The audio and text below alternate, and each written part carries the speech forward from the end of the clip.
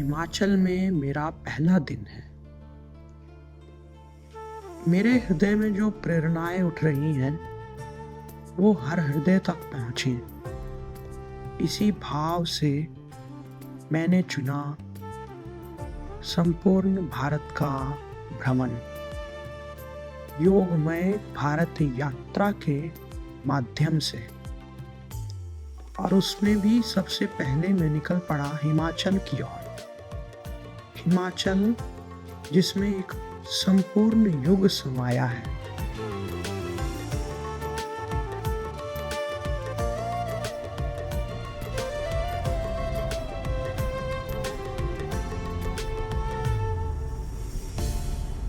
हरिओम तत्सत। योग में भारत यात्रा पहुंच चुकी है मक्लोडगंज, हिमाचल प्रदेश के दलाई लामा टेम्पल में।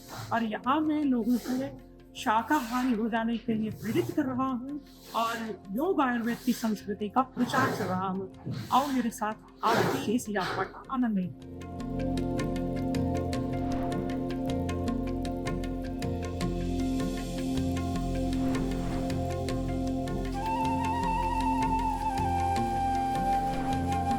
ज़्यादातर लोग यहाँ तिब्बत से आकर बसे हैं और घूमने के लिए भी यहाँ बहुत आते हैं, देश विदेश से। यहाँ बुद्ध का मंदिर, और उस मंदिर में आकर लोग बुद्ध को नमन करते हैं। बुद्ध की मुझे बड़ी प्यारी बात स्मरण आती है। बुद्ध ने यही सिखाया कि हम जागें। हम क्या करते हैं कि हम केवल मानने तक रुक जाते हैं। हम मान तो लेते हैं, लेकिन जानने की जो कोशिश है वो हम नहीं करते, वो श्रम हम नहीं उठाते। इसलिए मुझे लगता है कि हम सबको बुद्ध के मार्ग पर चलना चाहिए, जानने की कोशिश करनी चाहिए।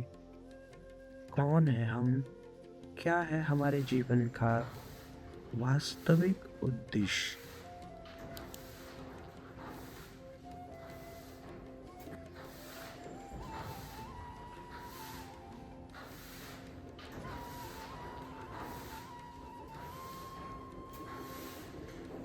मैं आप पहुंचा हूँ हिमाचल प्रदेश के वागसू नाग मंदिर में।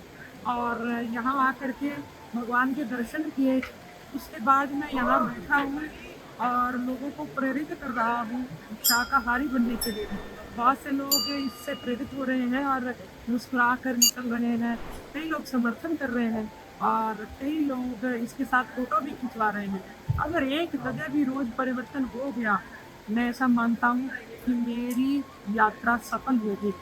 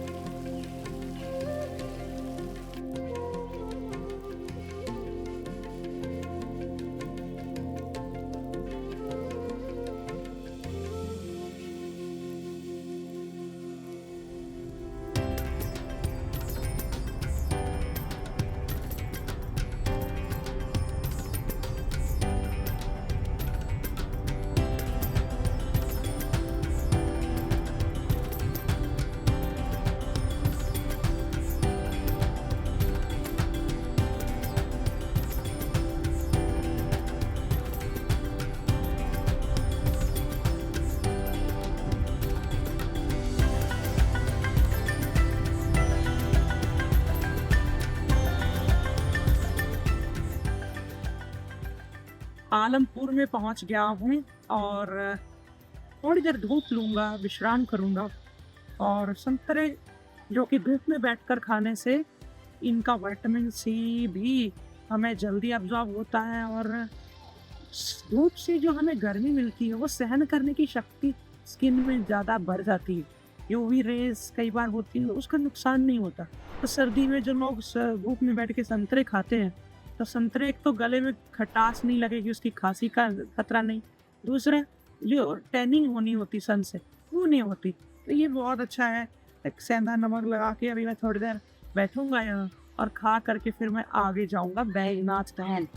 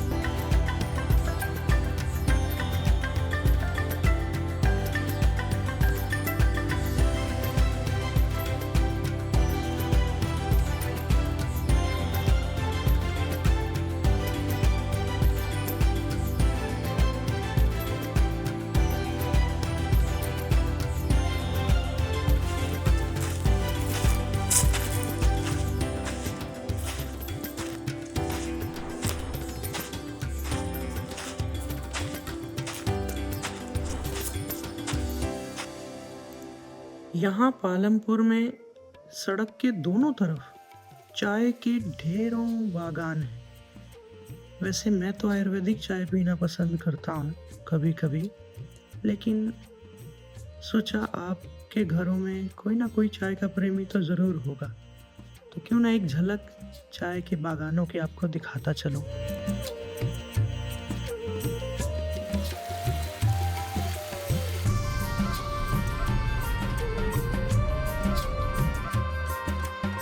शाम होते होते मैं पहुंच गया हूँ हिमाचल के इस अलौकिक स्थान बैद्यनाथ धाम में। कुछ लोग इसे बैजनाथ धाम भी कहते हैं। चारों तरफ पर्वत श्रृंखलाओं से घिरा हुआ ये प्राचीनतम मंदिर अपनी भव्यता और दिव्यता की गाथा स्वयं गा रहा है।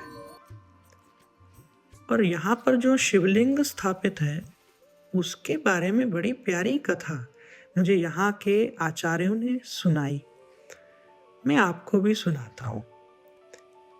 लंकापति रावण ने बहुत कठिन तपस्या करके भगवान शिव को प्रसन्न किया और उनसे उन्हीं का ही रूप शिवलिंग स्वरूप में आशीर्वाद स्वरूप प्राप्त किया। और रावण चाहता था कि वह इसे जाकर लंका में स्थापित करे।